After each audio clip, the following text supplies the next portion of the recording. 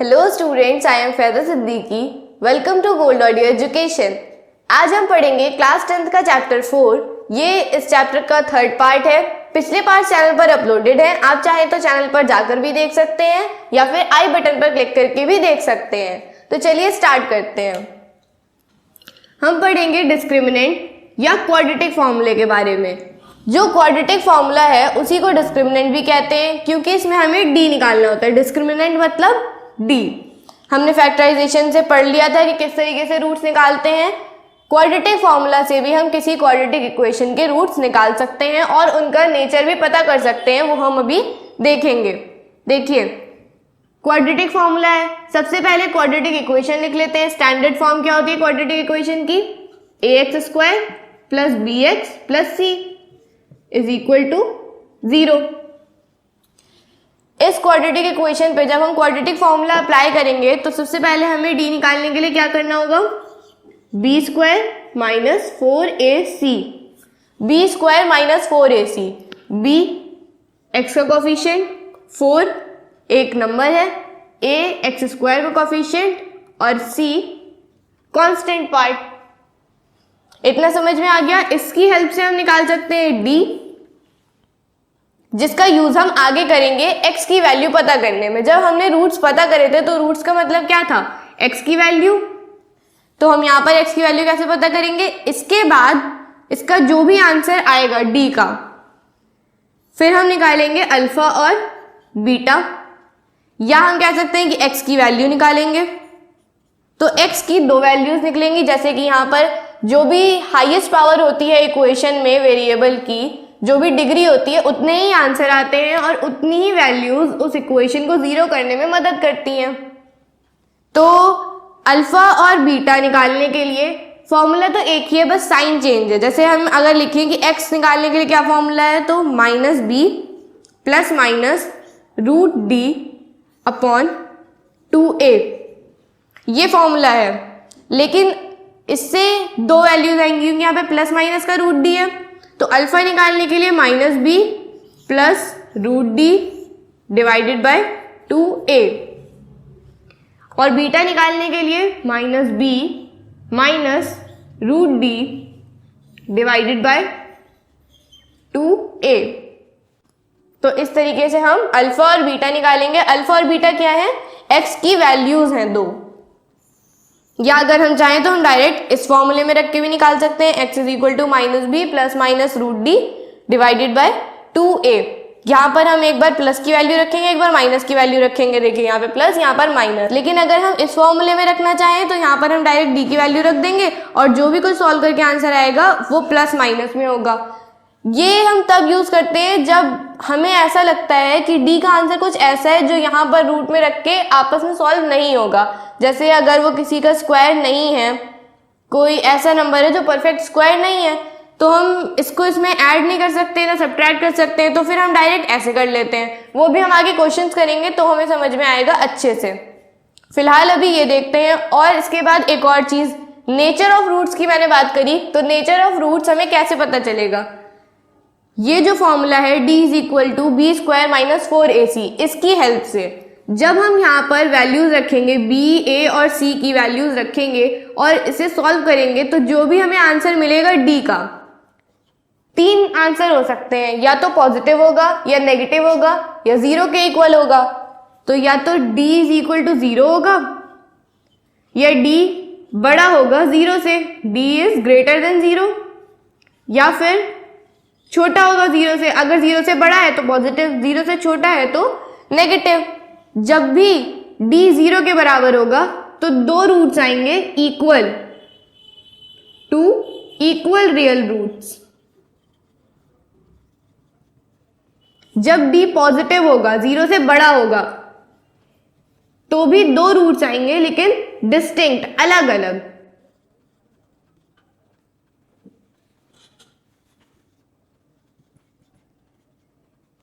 To distinct real roots. और जब d छोटा होगा 0 से, मतलब नेगेटिव होगा, तो no real roots. No real roots. देखिए, रियल रूट्स हम इसलिए कह रहे हैं कि यहाँ पर हम इनके आंसर निकाल सकते हैं। जब रियल रूट्स होंगे तभी हम इसके आगे सॉल्व कर सकते हैं, x की वैल्यू यहाँ पर हम फाइंड कर सकते हैं। लेकिन जब रियल रूट्स नहीं होंगे, नो रियल रूट्स, जब रियल रूट्स नहीं होंगे तो हम क्या करेंगे, d तक सॉल्व करेंगे। हमें पता चल जाएगा कि कोई भी रियल रूट्स नहीं है, तो हम आगे इसे सॉल्व नहीं करेंगे, x की वैल्यू फाइंड नहीं करेंगे। लेकिन जब d इज इक्वल टू 0 हो या d ग्रेटर देन 0 हो, तो वहां पर हमें दो रूट्स मिलेंगे, x की दो वैल्यूज मिलेंगी, अल्फा और बीटा। रियल रूट्स होंगे, हम सॉल्व कर सकते हैं, या तो वो इक्वल होंगे, अगर 0 हुआ तो इक्वल, और अगर 0 से बड़ा हुआ, कोई पॉजिटिव नंबर हुआ तो अलग अलग रूट्स मिलेंगे, दो डिस्टिंक्ट रियल रूट्स मिलेंगे। डिस्टिंक्ट मतलब अलग अलग। देख लीजिए, इसे स्क्रीनशॉट लेना हो तो स्क्रीनशॉट ले लीजिए, या नोट करना हो तो नोट कर लीजिए, फिर हम आगे देखते हैं। अभी हमने दो फॉर्मूले पढ़े, एक था d is equal to b square minus 4ac, एक और फॉर्मूला पढ़ा x is equal to minus b plus minus root d divided by 2a, ये पढ़ा हमने। अगर ये दोनों फॉर्मूले मर्ज कर दिए जाएं, मिला दिए जाएं, तो क्या फॉर्मूला बनेगा, x is equal to minus b plus minus root b square minus 4ac divided by 2a। ये एक और फॉर्मूला है, लेकिन दोनों में से आप कोई भी तरीका यूज कर सकते हैं। अगर आप चाहें तो d निकालें, फिर d को यहां पर पुट करें और x की वैल्यूज पता कर लें, रूट्स फाइंड आउट कर लें। अगर आप चाहते हैं कि डायरेक्ट आप यहीं पर d सॉल्व करेंगे, यहाँ पर निकाल कर फिर यहाँ नहीं रखना चाहते हैं, तो डायरेक्ट आप यहीं पर वैल्यूज रख दीजिए सारी और इन्हें सॉल्व करके आंसर निकाल लीजिए।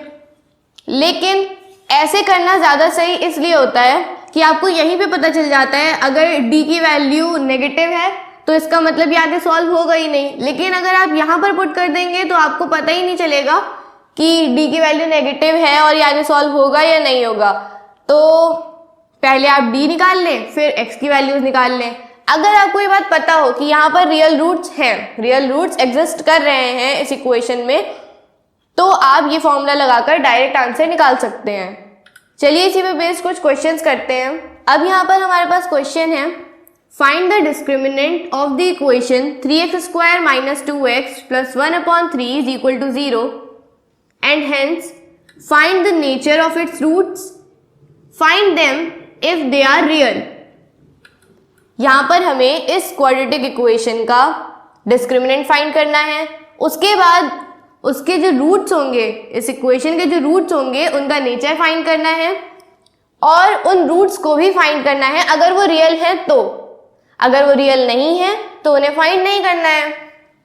और हमें ये कैसे पता चलेगा, जब d 0 के इक्वल होगा तो रियल है, जब d 0 से बड़ा या पॉजिटिव होगा तो भी रियल है, जब d नेगेटिव होगा तब हमें पता चल जाएगा कि यहाँ पर नो रियल रूट्स, मतलब रियल रूट्स वहाँ एग्जिस्ट नहीं कर रहे हैं, तो इसलिए यहाँ पर हम उन्हें फाइंड नहीं करेंगे।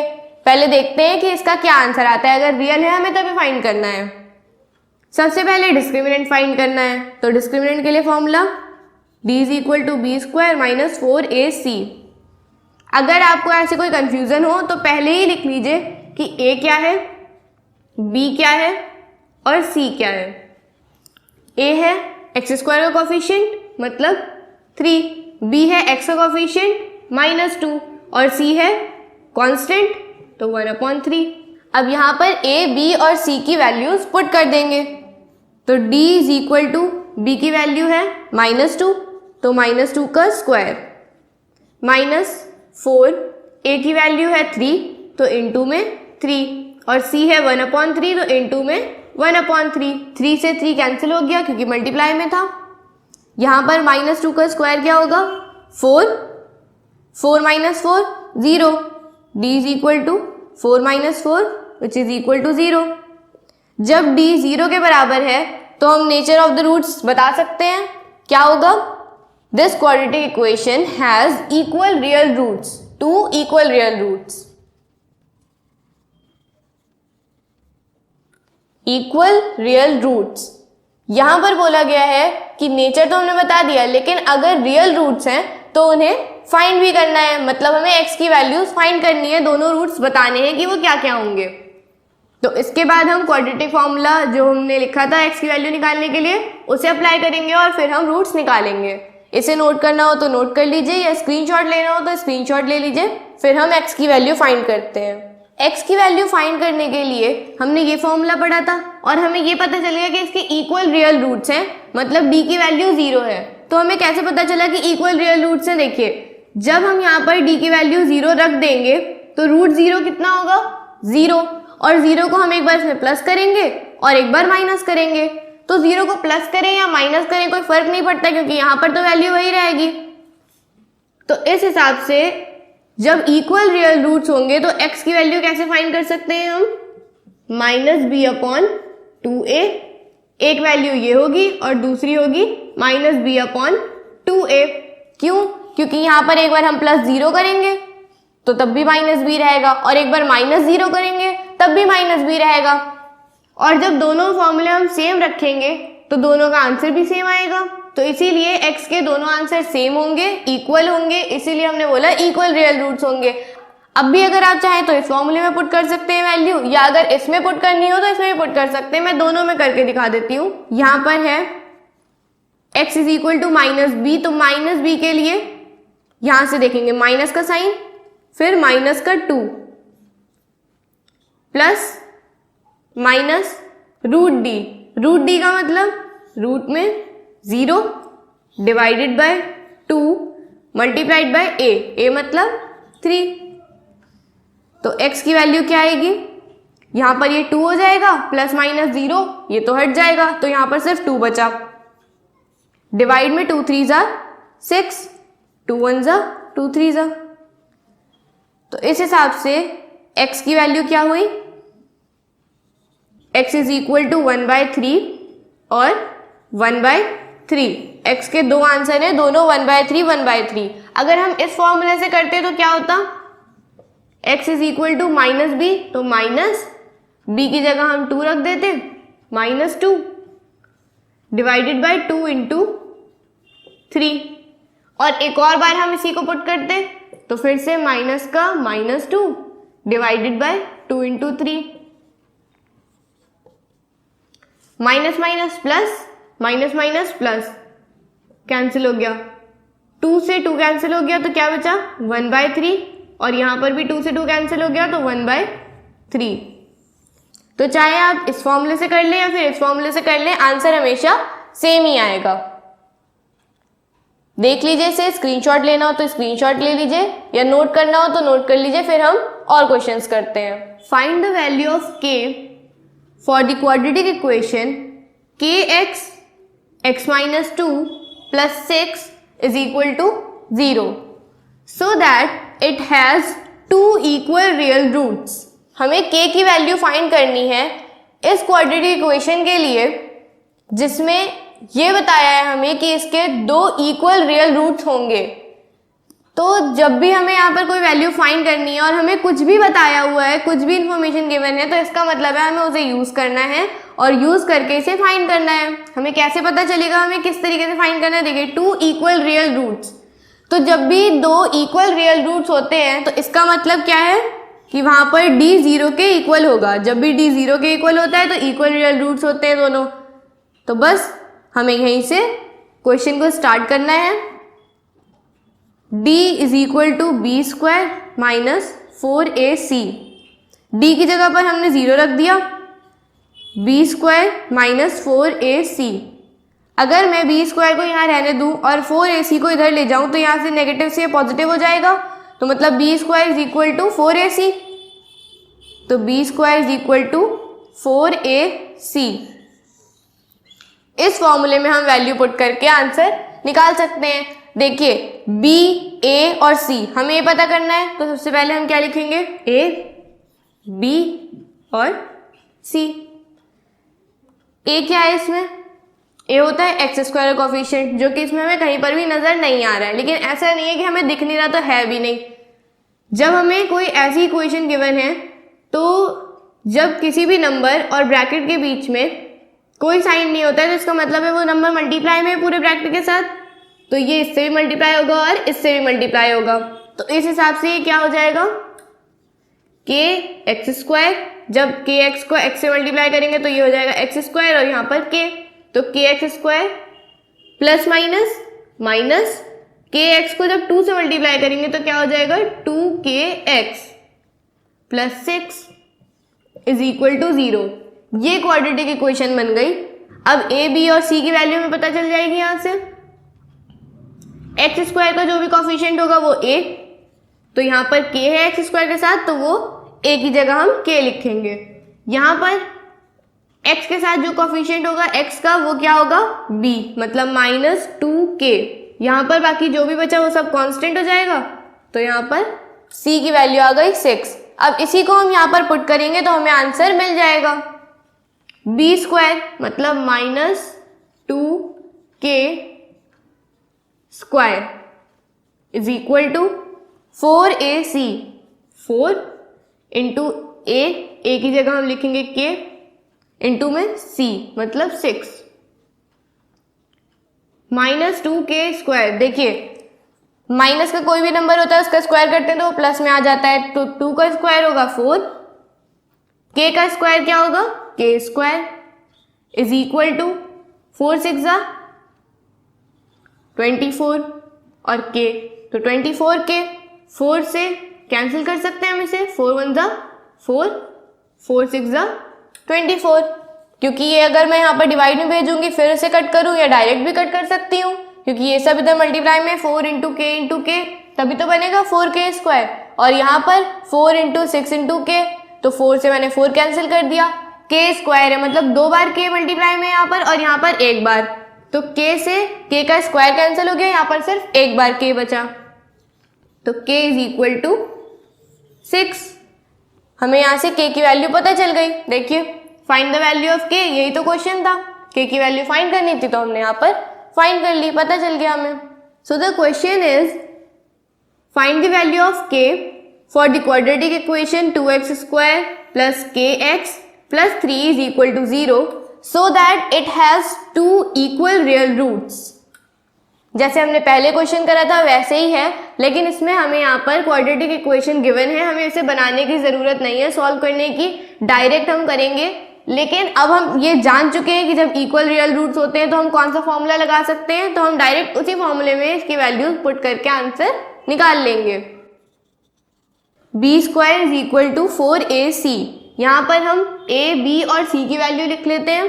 a की वैल्यू क्या है 2, b की वैल्यू क्या है k और c की वैल्यू क्या है 3। यहां से हम a b और c की वैल्यूज यहां पर डायरेक्ट पुट कर देते हैं। b की जगह हम क्या लिखेंगे k, तो b स्क्वायर की जगह क्या हो जाएगा k square is equal to 4 into a है 2 इंटू में c है 3। जब यहां से स्क्वायर हटेगा तो यहां रूट लग जाएगा, तो k is equal to root 4 into 2 into 3। अगर मैं चाहूँ तो इसे यहाँ पर मल्टीप्लाई करके भी लिख सकती थी, लेकिन मैंने ऐसे इसलिए लिखा क्योंकि जब भी हम रूट से कोई बाहर वैल्यू निकालते हैं तो क्या करते हैं पेयर बनाते हैं, या तो वो परफेक्ट स्क्वायर हो तो वो डायरेक्ट बाहर आ जाएगा, और अगर परफेक्ट स्क्वायर नहीं है हम अगर इसे मल्टीप्लाई करके लिख लेते, फिर हम उसके प्राइम फैक्टर्स देखते और उसके बाद हम उसे बाहर निकालते। यहाँ पर देखिए 4 एक परफेक्ट स्क्वायर है तो वो डायरेक्ट बाहर आ जाएगा।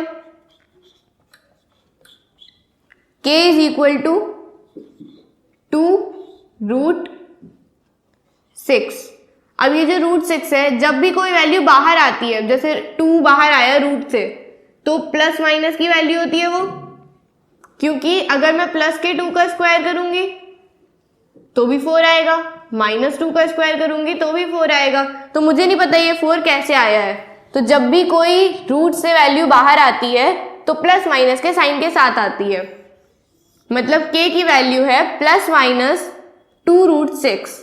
यहां पर हम लिख सकते हैं ये इक्वेशन क्या बन जाएगी 2x square plus 2 root 6x plus 3 is equal to 0, या फिर 2x square minus 2 root 6x plus 3 is equal to 0। ये दोनों इक्वेशंस हो सकती हैं, तो k की यहाँ पर 2 वैल्यूज हमें पता चल गई। और ये कैसे हुआ, क्योंकि यहाँ पर k के ऊपर स्क्वायर था, वो यहाँ पर गया, इसलिए रूट से वैल्यू बाहर आई, तो 2 आंसर आ गए।